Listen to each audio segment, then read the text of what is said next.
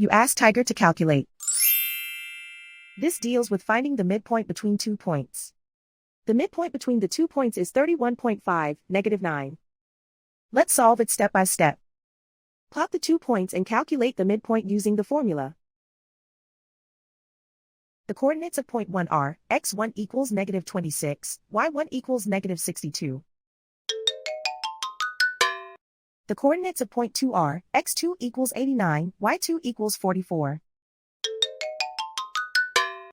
PM represents the midpoint of the 2 points.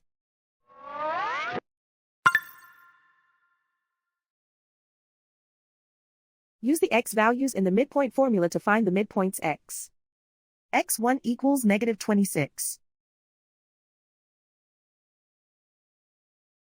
x2 equals 89. Simplify the arithmetic.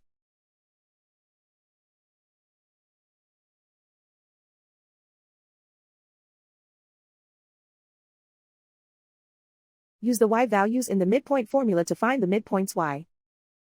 y1 equals -62.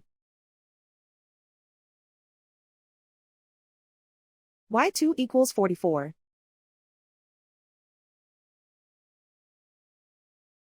Simplify the arithmetic.